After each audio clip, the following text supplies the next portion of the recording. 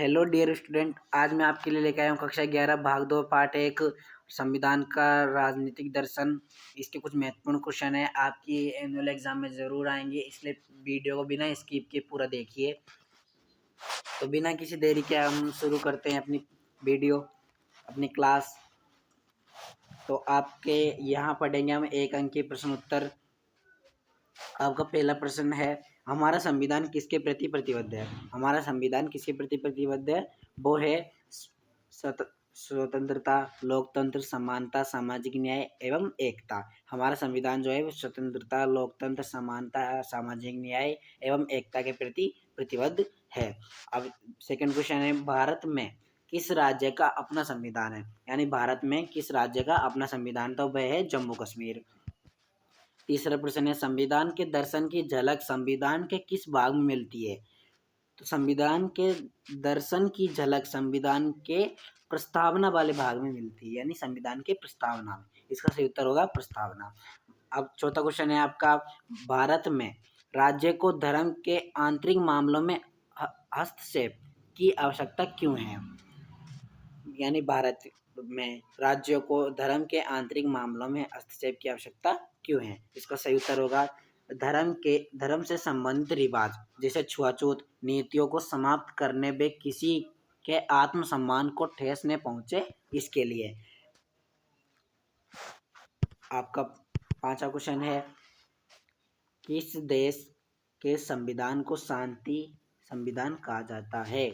तो वो है जापान। जापान का संविधान शांति संविधान कहलाता है। बहुत इंपॉर्टेंट क्वेश्चन है, आप जरूर याद करके जाइएगा इसको। तो आपका छठा क्वेश्चन है, पारस्परिक निषेध का क्या अर्थ है? पारस्परिक निषेध का क्या अर्थ है? इसका सही उत्तर होगा, राज्य व धर्म एक दूसरे के अंदरूनी मामलों से दूर रहेंगे। यानी पारस्परिक निषेध का अर्थ है राज्य व धर्म एक दूसरे के अंदरूनी मामलों से दूर रहेंगे। अब सातवां क्वेश्चन है आपका, अनुच्छेद 371 के ए क्या है? यानी कि अनुच्छेद 371 का भाग ए क्या है? तो उसका सही आंसर होगा, अनुच्छेद 371 में नागालैंड को पूर्वोत्तर का प्रदेश को विशेष दर्जा दिया गया, यानी कि उसे पूर्वोत्तर का प्रदेश कहा गया है, इसलिए उसे विशेष दर्जा दिया गया है। अब आपका आठवां क्वेश्चन होगा, मौलिक अधिकार से आप क्या समझते हैं? ये बहुत ही इंपॉर्टेंट क्वेश्चन है, आप जरूर याद करके जाइएगा इसको। इसलिए आपका सही आंसर होगा, वह अधिकार जो व्यक्ति के विकास के लिए जरूरी है और संविधान में सूचीबद्ध करके सुरक्षा प्रदान की गई है। यानी कि मौलिक अधिकार वह अधिकार है जिनकी रक्षा स्वयं संविधान करता है। आपका 9वां क्वेश्चन होगा, किसने 19वीं सदी के शुरुआती समय में ही प्रेस की आज़ादी की काट छांट का विरोध किया था? वो है राजा राम मोहन राय। यानी प्रेस यानी कि आजकल कोई टीवी रिपोर्टर होता है, न्यूज़ वाले, उनकी आज़ादी की काट छांट का विरोध किया था। यानी ये चाह रहे थे कि प्रेस को पूरी स्वतंत्रता मिले। आपका 10वां क्वेश्चन होगा, मोतीलाल नेहरू रिपोर्ट के मताधिकार के बारे में क्या सुझाव दिया था? मोतीलाल नेहरू रिपोर्ट में मताधिकार के बारे में क्या सुझाव दिया था? उनका कहना था 24 वर्ष की आयु के हर व्यक्ति, स्त्री या पुरुष को मताधिकार।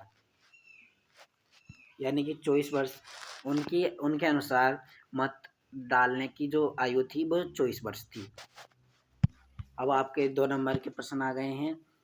तो 2 नंबर में पहला क्वेश्चन है, भारतीय संविधान की आलोचनाओं का उल्लेख कीजिए। भारतीय संविधान की आलोचनाओं का उल्लेख कीजिए। तो इसमें है ये 3-4 है। देखिए, पहला पॉइंट है, संविधान ढीला और अस्तव्यस्त। संविधान ढीला और अस्तव्यस्त और भारतीय परिस्थितियों के अनुकूल नहीं, उदार मांगा हुआ संविधान नुमाइंदगी नहीं, कोई दो। अब इसका अब दूसरा क्वेश्चन है, अनुसूचित जाति और जनजातियों के हितों की रक्षा के लिए संविधान में कौन से उपाय किए गए? यानी अनुसूचित जाति और जनजातियों के हितों की रक्षा के लिए संविधान में कौन से उपाय किए गए हैं? तो इसका सही उत्तर होगा उचित प्रतिबंधीय, संसद में सीटों का आरक्षण, सरकारी नौकरी तथा शिक्षा संस्थाओं में भी आरक्षण। आपका तीसरा प्रश्न है भारतीय संविधान की क्या सीमाएं थी? भारत संविधान की क्या सीमाएं थी, मतलब क्या सीमाएं, सॉरी। इसका सही उत्तर होगा राष्ट्रीय एकता की धारणा केंद्रीकृत, यानी कि पहला पॉइंट होगा राष्ट्रीय एकता की धारणा केंद्रीकृत, दूसरा पॉइंट होगा सामाजिक आर्थिक अधिकारों को राज्य के नीति निर्देशक तत्व वाले खंड में डाला गया है, यानी कि सामाजिक आर्थिक अधिकारों को राज्य के नीति निर्देशक तत्व वाले खंड में डाला गया है। इसका तीसरा पॉइंट होगा लिंगगत न्याय के महत्वपूर्ण प्रश्नों जैसे परिवार से जुड़े मामलों पर उचित ध्यान नहीं दिया गया है। ये देख सकते हैं आप। आपका चौथा प्रश्न होगा संविधान राज्य पर कैसे अंकुश लगाता है, यानी संविधान जो है वो राज्य पर कैसे रोक लगाता है, कैसे अंकुश लगाता है। तो इसका सही उत्तर पढ़ते हैं। संविधान सिद्धांतों का समूह है जिसके माध्यम से राज्य की सीमाएं निर्धारित होती है, जिससे किसी समूह के हितों में नुकसान हो, यानी संविधान सिद्धांतों का समूह है जिसके माध्यम से राज्य की सीमाएं निश्चित की जाती है और संविधान इस प्रकार से है कि किसी समूह के हितों का नुकसान नहीं होता है और लोगों के अधिकारों का दुरुपयोग न हो। ये देख सकते हैं आप। अब देख सकते हैं आप पांचवा प्रश्न है हमारे भारतीय नागरिकों के मौलिक कर्तव्य लिखो। तो कुछ मौलिक कर्तव्य यहाँ दिए हुए हैं। पहला है संविधान का पालन, राष्ट्रीय ध्वज और राष्ट्रीय गान का सम्मान, देश की एकता व अखंडता की रक्षा, चौथा है देश की रक्षा, पांचवा है पर्यावरण को स्वच्छ रखना, सार्वजनिक संपत्ति की रक्षा करना। ये भारतीय नागरिकों के मौलिक कर्तव्य हैं। आपका छठा क्वेश्चन है भारतीय संविधान के राजनीतिक दर्शन से आप क्या समझते हैं? ये देखिए आप छठा क्वेश्चन।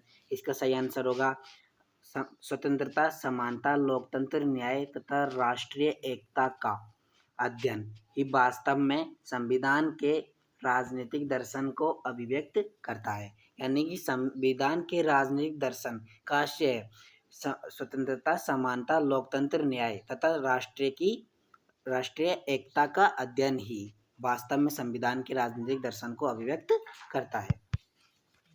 आपका सातवां क्वेश्चन होगा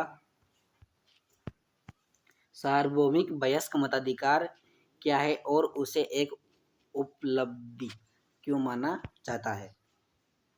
इसका सही उत्तर होगा भारत के सभी लोग जो 18 वर्ष के हो चुके हो उन्हें मत देने का अधिकार है। सार्वभौमिक मताधिकार उस समय प्रदान किया गया था जब पश्चिम में कारगर वर्ग और महिलाओं को मताधिकार प्रदान नहीं किया गया था, यानी कि भारत में रहने वाले 18 वर्ष से अधिक जितने भी लोग थे, जितने भी स्त्रियां हैं, उन्हें बिना किसी भेदभाव के मत डालने का अधिकार प्राप्त है। धन्यवाद। आज की क्लास यहीं समाप्त होती है। आशा करता हूँ आपको क्लास पसंद आई होगी। आप एक लाइक सब्सक्राइब जरूर करिए। धन्यवाद।